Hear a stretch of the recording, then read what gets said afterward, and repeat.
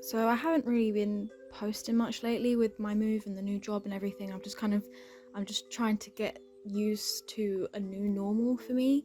And obviously, like, we've got the pandemic and like all the stress going on with that, and like the world is in a little bit of a turmoil. I'm just kind of trying to figure out like where I am in this whole like life, and how I'm coping with it and my routines, and just trying to sort all that shit out, and it can be slightly overwhelming.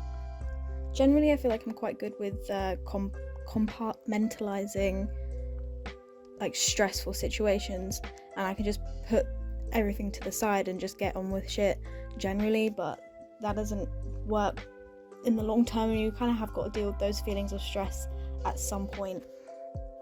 I feel like I'm okay. My mental state generally is fine, but yeah, just kind of now starting to learn how to deal with it. I've started journaling, which has like been quite helpful, because putting it like how I feel about things on paper does, like, I feel like as I'm writing I'm just kind of like, oh yeah, that makes sense, I do, like, that's how I feel, that's why I reacted that way, oh my god, revelations. But anyway, I started the tarot card like project a while ago, and I only did one, the magician, and I am now working on, well, I finished it now, the death card.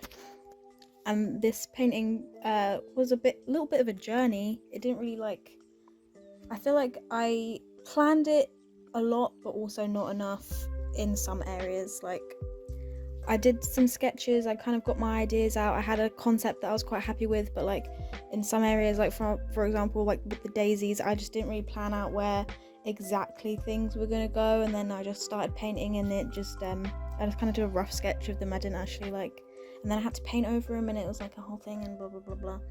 And I didn't exactly plan the color schemes either. I just kind of went in with this like warm orangey pinky color, and just went from there and just kind of winged it, and I just got the idea to really darken up behind, like around the edge of the skull, to kind of give it a lot of depth, and it was just really hard to get the kind of like the depth that I was after, and that was a bit of a struggle. And then I kind of lost the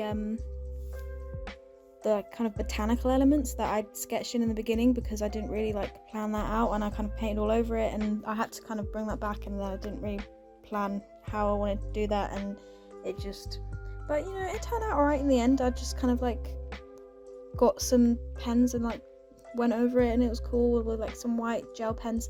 And honestly, that is kind of part of the fun of painting. I feel like I like to know what I'm doing, but I also kind of like to, like, during the painting, just see where it takes me, and just, if it fucks up, it fucks up. And like, but that feeling when you try something new and it works out, and you're like, oh shit, this is so cool, that's kind of why I do it. That's what makes it really fun for me. But yeah, so just to give a quick update of what's going on in my life, I've settled into my flat quite well. I'm getting on with my roommate really well. That's going well. I've settled into my job. I've kind of gotten used to what's happening there. I still am like training and stuff, obviously, but I know roughly what I'm doing, and I don't really have a lot of anxiety in that area. I don't really have an art space yet.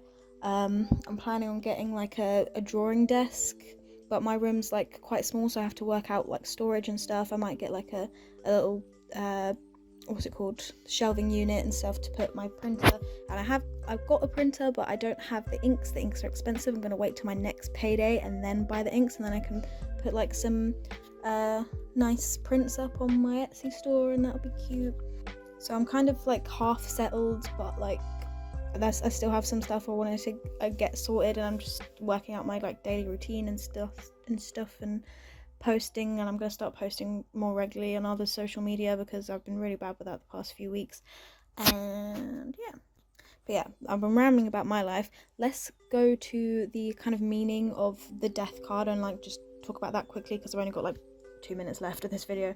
So a lot of people kind of see the death card and they're like, oh no, it's scary, it's going to predict my death. Like, majority of the time that's not what it means. Like, it's very unlikely that it actually means a physical death of a person, or or anyone.